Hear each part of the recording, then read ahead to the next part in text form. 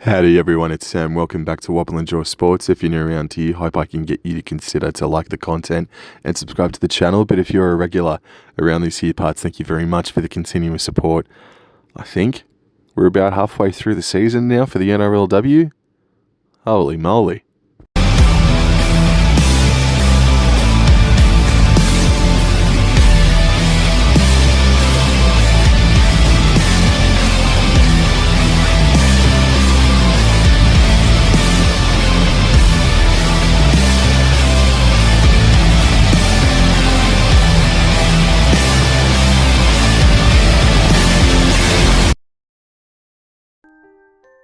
Round 5 of the 2024 NRLW season starts on Saturday morning from 11 a.m. For the first time ever, we will see an NRLW game played at Eric Tweedale Stadium. This is the home venue for the Parramatta Eels. The Eels versus the Newcastle Knights, and it's the home team who are $2.13 outsiders, whereas the Knights, they are $1.72 favourites. There is one change for both teams. For Parramatta Eels, Tyler Amiatu comes in to start from the bench. Therefore, Brianna Eels is out. For the Newcastle Knights, it's a completely different ball game. It's a bigger dent to their team list. Jessie Southwell is out with concussion, and therefore, a Australian schoolgirl, New South Wales under-19s State of Origin representative, will make her NRLW debut at halfback. Her name is Evie Jones, and she has such raps on her, has such promise. Knights have signed her. The Newcastle Knights have signed this young lady, Evie Jones, until 2027. Even you've got Jessie Southwell floating around there and will be the first priority picked. Evie Jones has been locked up by the Newcastle Knights until 2027. That is a massive endorsement on Evie Jones. Other than that, the only thing people should keep an eye on is that Sheridan Gallagher has been named as 18th player for the Newcastle Knights. Parramatta Eels, they're having such an impressive season. They are the surprise packets of the year, bar none. And whilst their forward pack is doing a great job, they're coming up against the champion forward pack. Even though it's without Caitlin Johnston-Green, take them easy at your own risk. And Newcastle Knights are not going to be easy beats. They are on a 2-game losing streak. They lost Jessie Southwell in the last 15 or so minutes of that game last weekend. And even though that she missed her conversions and the Knights scored more tries than Sharks and still lost, you can't help but feel that if Jessie Southwell was there for the last 15, maybe the Knights might have pipped Cronulla, but it wasn't meant to be. This is a huge game. Really important stuff. One team is inside the top 4. The other one, I think, is just outside of it. And you wouldn't have thought it would be Newcastle and Parramatta in these situations. But I'm going to say the Knights don't lose 3 in a row. Stop the losing streak. And I think they will just pip the Parramatta Eels 1-12 at Eric Tweedale Stadium. And the second game on Super Saturday is huge for a couple of different reasons. The Canberra Raiders versus the North Queensland Cowboys kick off at 12:45 from GIO Stadium. The Raiders, they are $1.75 favourites. The Cowboys are $2.10 outsiders. For the Raiders, there are a couple of team list changes. Shakaya Tangai is out with concussion. Therefore, Alana Dummett is in on the wing. Mona Lisa Soliola broke her forearm last weekend. Therefore, Karahatina Matua starts in the second row. And Relna Wuruki Hosea starts off the bench in jersey number 16. For the North Queensland Cowboys, Sarika Muka is out, and Mackenzie Wheel finally returns from her concussion. She lasted only 10 minutes max in round number 1, and she has been out ever since, the Queensland Origin representative. So that is awesome to see her return. It is 7th versus 8th, and the Raiders are not playing like a team that has only only won one game the entire year. They are much better than that, and they will feel a little bit hard done by, and I think they're going to come out absolutely firing this Saturday, and the Cowboys, they need to be on their A game, otherwise the Raiders' attack are going to burn them. But the Cowboys, I said it a week or two ago that they're keeping teams at arm's length much better than what they were doing this time last season, and their attack is looking good. They're just playing with a little bit more grit in their arsenal, and it's so good to see. Winning against the Gold Coast Titans last weekend, sensational effort from the ladies. Meanwhile, the Canberra Raiders, it was the start that killed them. Basically, they had a great comeback against Brisbane Broncos, but it wasn't meant to be for them. Now, this game sees the Cowboys come in as the most penalised team in the competition by at least 6 penalties or so. That needs to be rectified, because the Raiders, while they're not the cleanest, they're certainly a lot better in that aspect. However, on the other side of things, the Raiders are about the 3rd worst team so far as errors go. They make a lot of errors, whereas the Cowboys, they're not doing too badly at the moment. Not too bad at all. Also, in that aspect, the Cowboys miss tackles. I believe that they're doing a little bit better than the Canberra Raiders as well.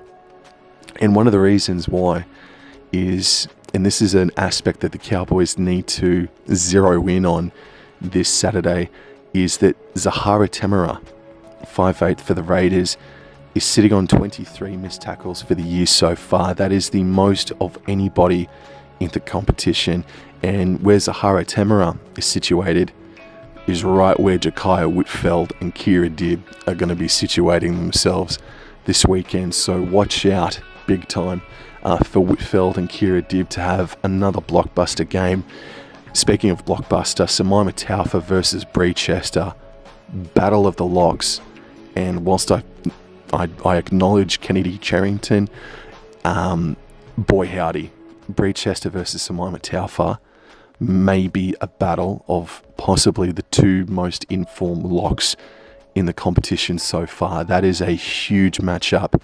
Now, the matchup of Matua, who is going to be lining up on her, well, it's either going to be Tiana Rathstrand-Smith or it's going to be China Palata. In any event, I have confidence in either of those 2 ladies to nullify Matua. And the other matchup as well that I'm savouring, and this is someone that I really want to give a rap to, is Jasmine Peters. I think Jasmine Peters is building a pretty underrated, a very solid season so far in 2024.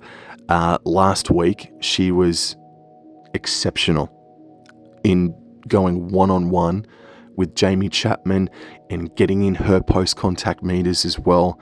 I thought Jasmine Peters last weekend, while you would suggest that Bree Chester, Emma Manzelman and Lily Peacock may have had better games, I think Jasmine Peters' impact, influence on the victory last weekend was absolutely enormous. So Jasmine Peters, I think, is really building up to something special this year. And she's going up against Mackenzie Wickie, who has been a house of pain this year. She has been very, very impressive, young Mackenzie Wickie. In saying all of that, I think the loss of Soliol is going to be big, and I think the Raiders' defense is what is really kicking them in the backside besides their errors. I'm confident. I'm confident that the Cowboys can go to Canberra. This is the first time ever these 2 sides have met in Canberra, and I think the Cowboys can get the dub. I really do, but they got to bring it. Because the Raiders, they're a lot better than their record suggests. A hell of a lot better than that. But I'm going to go the Cowboys to win this game 1-12. And I'm going to be there. Go Cowboys. Moving into the Sunday games, and match number 1 is the game of the round, arguably. A round full of blockbusters. Gold Coast Titans host the Sydney Roosters. What a game this could be. The Titans are $2.29. Meanwhile, the Sydney Roosters are coming in as the favourites at $1.63. That is tremendous value on the Gold Coast Titans if you're a betting man. Going into the Gold Coast Titans lineup now, Niall Williams-Guthrie returns into the centres, and the back row for the Titans is Bent, Jorgensen and Hale. The interchange this week reads Kolk, Clark, Parisi and Matakino Gray. Meanwhile, for the Sydney Roosters, they are unchanged, besides a couple of positional changes, I guess. I think Jocelyn Kelleher didn't wear jersey number 6 last weekend against the Dragons. She's wearing the 5/8 jersey this Sunday. The Sydney Roosters still without Jessica Surgis, but other than that, I think that is just about their full strength lineup, maybe besides one other missing. For the Titans, they're pretty close to being full strength themselves.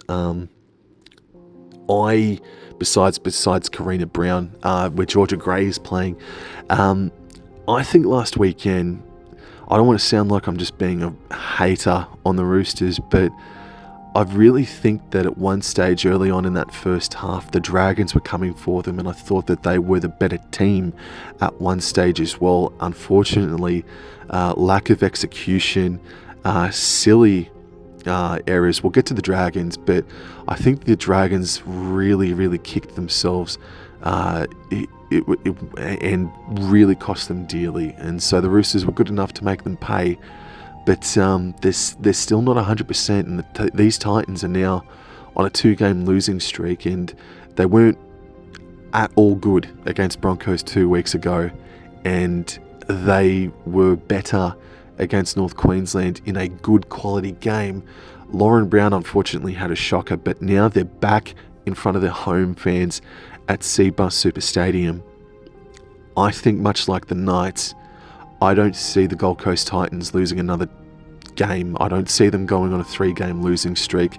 I think they will rectify things, but this is going to be a beauty. This is the game of the round. I'm going to tip the Titans here 1-12, but Brown needs to have a much better outing. Otherwise, the likes of Sammy Bremner and Isabel Kelly are going to run all over the top of them. But I'm going to tip the Titans to win this game 1-12. The second game on Sunday is from Leichhardt Oval. The West Tigers host the Brisbane Broncos, and the Tigers are $5.10. $5.10, and the Brisbane Broncos are $1.17 favourites. Team list news now for the West Tigers. Wingers have changed. Rebecca Pollard and Tiana Lee Thorne, they are the wingers this weekend. The back row sees the debut of a young lady named Montana Clifford, Queenslander, and the interchange reads Sophie Curtin, Renki Penitani and Ebony Pryor. For the Brisbane Broncos now, Jasmine Fogafini is out with injury, and besides that, the 1-7 is unchanged. The forward pack, Brianna Clark returns from suspension, Tasman Rapana, Teitzel and Joseph. The back row and the interchange reads Brill, Lafayette, Gould and Lauren Dam. Brisbane Broncos, they had a fast start, created by an error by the Raiders to start off with, and they had a hell of a scare because the Raiders are a very tough team, and so too are the Tigers. The Tigers are building towards a win. They're not going to go through this year without getting a dub. It could come this weekend. I think the Broncos had a hell of a time last year against them, and the Tigers might be confident with that, but again, with the confirmation of Apps being out this season, I think the Broncos will just have too much class for them. And Stacey Walker, oh my goodness, how impressive is she? Should have been a rugby league player sooner. But I'm going to go the Brisbane Broncos to win this game 13+. And the final game of round number 5 is from Wynn Stadium in Wollongong. The Dragons versus the Sharks. The Dragons are $3.22. The Sharkies are $1.35. And team list news now for the Dragons. Maria Paseka is in for Kim Hunt. Alice Gregory is the other winger. And in the forwards, there's been no change. And on the interchange, neither. So it's a very stable lineup besides that one change with Paseka coming in for Kim Hunt. And then for the Cronulla Sutherland Sharks, Tali Holmes is out, so best of wishes to her, even though things have been cleared structurally with her neck and head. Still, best of wishes, and here's to a smooth recovery for Miss Tali Holmes, who was very, very good last weekend. And the rest of the team list now for the Sharkies, Tonagato will wear jersey number 6 on her back this weekend. Johnston and Wheeler and Dodd, arguably the best front row in the competition right now. It's pretty hard to bite back against that. Foliaki, Byers and Anderson, the back row. Brooke Anderson, holy crap, is she dynamite. She is having a nasty season this year. She's been brilliant, and the interchange is small. Saunders, Tucker Patolo and Tegan Dimmick. I thought at one stage there the Dragons were the better team against the Sydney Roosters in that first half, but poor execution and really silly decisions made on 3rd, 4th and 5th tackle just killed them, absolutely killed them, because they were making line breaks, they were making huge meters, inroads into enemy territory. And then for the Cronulla Sharks, they won, but they won when the other team scored more tries and couldn't convert a single one of those tries. So there was an element of luck. You always need an element of luck. So I think it is their attack that needs more work, because defensively, physically, they are fantastic. The Sharkies are fantastic. So I do think that it is their attack that is just that does need some tweaking at this stage of the game, which is kind of surprising, even though Jada Taylor is out with injury. You got the likes of, Emma Tonagato floating around there. So I do think that their attack needs a little bit of work, but in any event, I think they should be too good. I think this is going to be a smash mouth kind of a game. I think this is going to be very, very physical. But I'm going to choose the Cronulla Sharks to win this game, a rivalry derby game, 1-12. Howdy everyone, thank you again for tuning in. I hope you enjoyed the video and hope you enjoyed this weekend's footy. Go the Cowboys, and I'll see you guys in the next episode. And just a reminder, just to put it out there again, I'll be down there at GIO Stadium to support the girls. So come on Cowboys, I'll be there, and thank you very much for the support everybody. Thank you.